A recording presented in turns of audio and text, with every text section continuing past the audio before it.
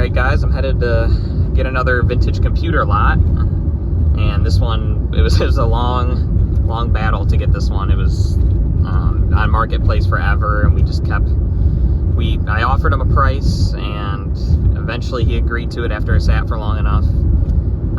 We agreed on $700 for the Atari portion, and then he also had a Commodore VIC-20 lot that we added in for an extra $50, so it was $750 all in. And the Atari lot's pretty cool. There's two Atari 800s, Atari 1200 XL, Atari 1040 ST, I believe, a few 1050 disk drives, and just some other miscellaneous Atari 8-bit computers. So that's going to be a really cool lot. There's also a lot of like software and books and stuff. The pictures weren't the greatest, so it was kind of hard to see exactly what I was getting, but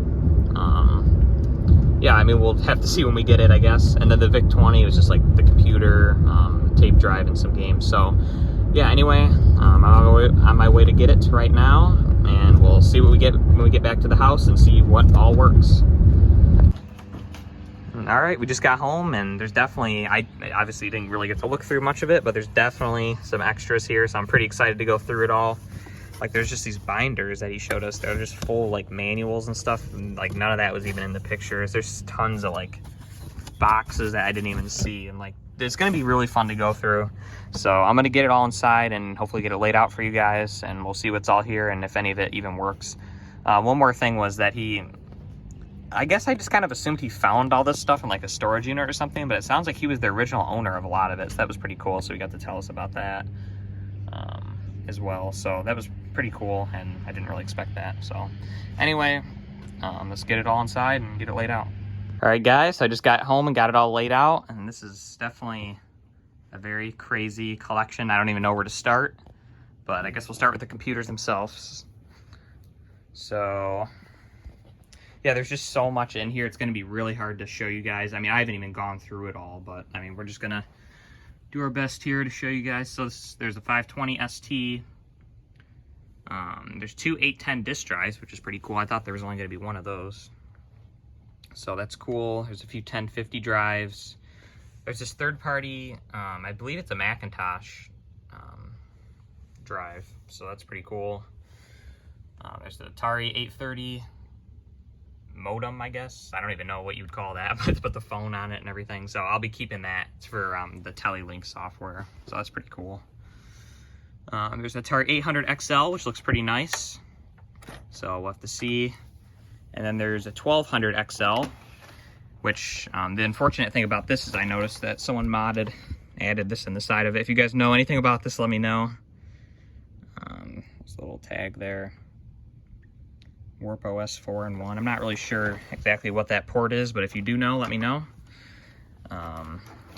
There's a radioactive Atari 800, so it's kind of funny. I don't know the story there. It's missing the little button, open button, as you can see. And yeah, it's pretty not in the best shape, but it's still cool. This has the mechanical keyboard, which is nice. This one has like the membrane, but this one's in good shape. So there's two Atari 800s. See, it's hard to move around here with all this stuff. There's some boxes for some of the software. There's a bunch of joysticks, and I did notice this one here is actually a CX-10. So that's pretty cool. This is like the heavy sixer joystick, so these do go for a little more.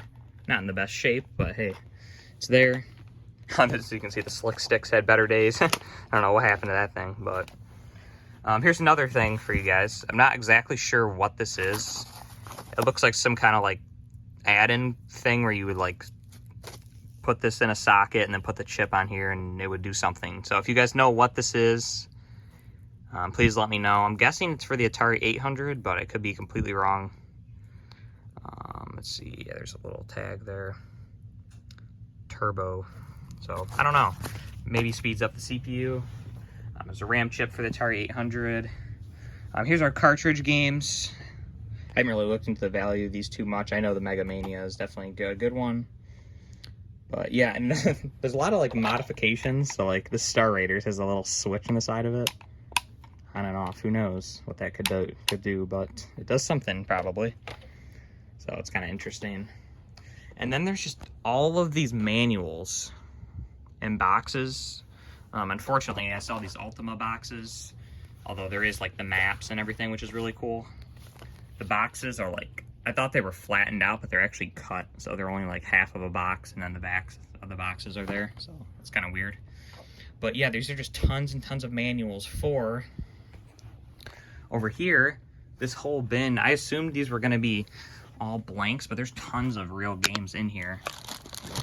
Like here's a bunch of Atari ST, like there's some real games in there. And then just all of this is Atari 800, and in particular, this bin looks pretty good. So like all of these holders are like full of discs. Let's see, open one of these here so you guys can get a little sample. There's a lot of cool titles in here. Just a bunch of stuff. You can see like Chess Master, a bunch of real games. So I was expecting all of these to be copies like these, which is still cool. I mean, I'm still gonna hold on to these and maybe make some lots and sell them off that way. But yeah, there's actually a lot of real games. And here's this holder. It's gonna be hard to see. I'm not gonna lay them all out or anything, but I don't know. It's gonna be really fun to go through this and just kind of see. I was trying to look some up. It's hard to find like research or like to find values on a lot of these. So it's really interesting. I did find the Ultima games. They are here. So that's really good. Obviously those will have some value. But yeah, all of these are, I don't know, these, I'm assuming these are actually blank. Let's see. Do this with one hand. Yeah, these look pretty, yeah, so these are actually blanks and these red things probably, but all the other ones are gonna be actual games or just random software. So very, very cool. This green bin, when I was valuing the lot, I didn't really add too much for this green bin, but it's gonna really add a lot of value for sure. Just because I wasn't sure what was in here. Like he just showed like a picture like this, and then like, how do you know, are these empty? Are these full of stuff? Are they blanks? Is it educational stuff? Like what is it? So it actually turned out to be some really cool adventure games and stuff, so that's going to be really good. Here's a ton of power cords. It's going to be hard to see. There's all the power cords are here. I went through and looked. But yeah, here's just a bunch more manuals and guides. And there's a ton of binders. Like this one looked pretty interesting. I think it was this one. Like installation guides to installing 810 turbo double density conversion board. Maybe that's what that thing is in the pink foam. I'm not exactly sure, but there's a lot of really cool stuff in here. Like there's all these binders full of stuff. I forgot to show these over here. And then there's these binders which have either like tutorials or books of how to like program on the Atari, Atari Basic. And then ones like this that just have a bunch of like game manuals in them, which I remember, like Threshold, I remember seeing. So it's going to be a very big project to pair everything up. I'm going to have to get all the manuals like out of all these books, out of all those piles, and all those boxes that are boxes are actually empty. But I've seen a lot of the games in those holders. So it's just going to be a matter of matching everything up. So I'm just going to have to lay everything out and try to just pair everything together. So that's going to take a ton of time, but it'll be very fun to do, I think. There's a bunch of Atari Age magazines, which is cool. I've only ever come across one of these in the past. I believe there's 9, 1, 2, 3, 4, 5, 6, 7, 8, 9, 10, 11. 11 unique issues. So that's pretty cool. I don't know how many there are. That's got to be close to a full set. Like that's pretty cool. It's inside of the 2600, but yeah. Very, very cool. I'll definitely hold on to these for my collection. Look through them. It'll be fun. Like here's E.T. Like very, very cool. So I'm very excited about these. Again, like in the picture, like he basically just, you know, there'd be like a big group of stuff and you'd see just like he had them perfectly stacked. So you could only, I thought there was only one. So to have all of these is awesome. I'm not sure the value of them, but they are very cool nonetheless. After a little more research, I was able to figure out we have all 11 issues of the Atari Age magazine, so that's pretty freaking awesome. And just things like this, like he would show a picture like this, then you open this box, and then here's all the manuals for everything, and a bunch of guides, like the VIC-20 user guide, and just tons of other things. So this lot had a lot of surprises for sure. So here's the yellowed VIC-20 with a very yellow disk drive. Like, holy crap, that thing is yellowed on the top. But yeah, like, there's a bunch of games. And then this Tank Fix box I opened, just a bunch more games for the Atari 800. So it's amazing because I've really only come across, like, I probably only have like 5 or maybe 8 like disc games for the Atari 800. So now I have a ton of games to play with. So that's awesome. Even the copies, I mean, they're really fun to just pop in and play. Like, there's a lot of good games. I just left this one on the top, like Gorf, Wizard of War, Donkey Kong Jr., like a bunch of good games. E.T., the 8-bit version. So anyway, that's basically, I mean, it's really hard to show this lot because there's so much cool stuff in here and in these binders, but that's basically it. I'm going to show testing all the computers real quick and we'll see what works. I'm not expecting, even if all of them are broke, this is really an awesome lot. But, I mean, obviously it would be good if some of them did work. So we'll see if they do right now. All right, so I got the VIC-20 plugged in. Obviously, these tests are just going to be very quick. I mean, this is definitely not all the testing I'm going to be doing. But basically, we're just going to see how many of these computers actually boot up. So first is the VIC-20. I have terrible luck with Commodore computers, but we'll see. All right, 3, 2, 1, go.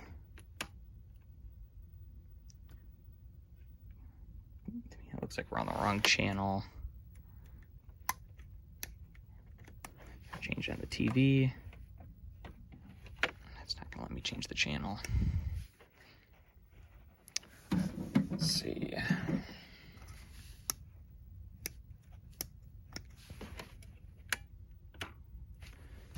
All right, I'm gonna mess with this a little bit and see if we can change the channel on the TV.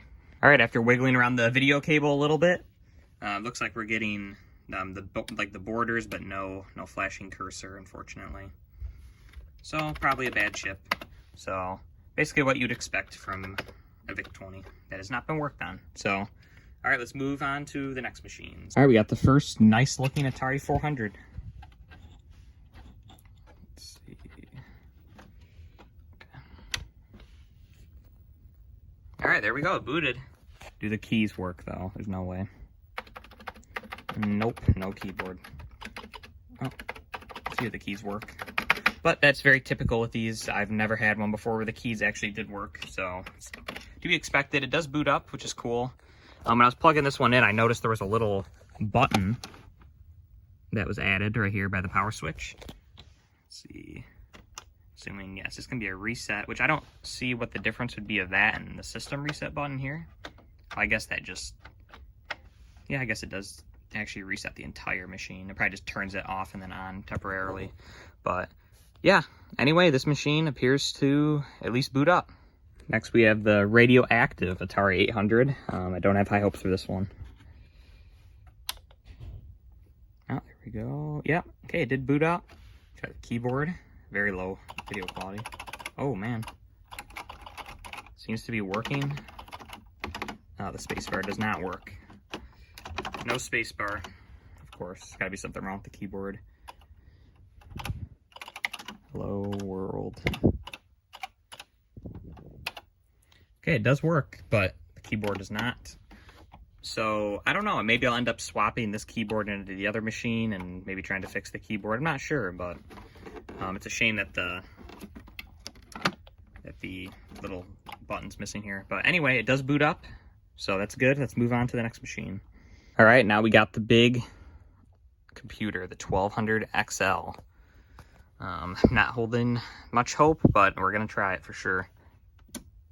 Oh, it's gonna boot. Oh, booted into the self-test, interesting. So that means the option key maybe is being held down. I believe that's the one that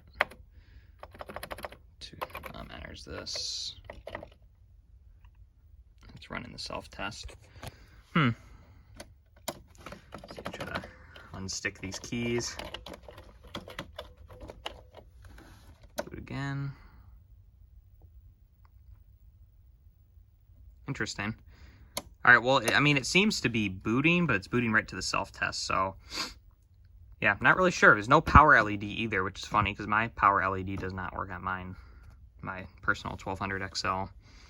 But it does seem to do something, so that is good. I believe this is a common issue with these. I've never had one that's done this before. Yeah, so anyway, that's, at least it does something. That's all I can say. I already got the 520 ST hooked up. Let's see what it does.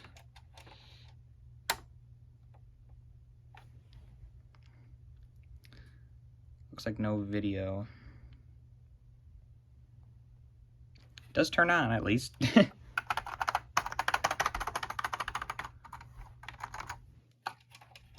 Power cycle.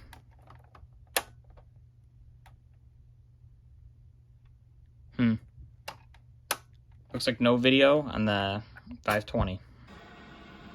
Alright, and last but not least, we got the Atari 800. I decided to come upstairs and use my cables, just because I didn't feel like looking for the power supply for it, honestly. Turns on. Oh. Alright, keys work.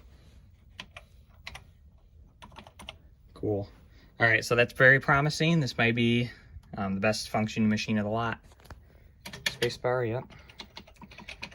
Alright, cool. So yeah, that's basically the video. I just kind of wanted to show testing everything and what all we got in this lot. Very cool lot.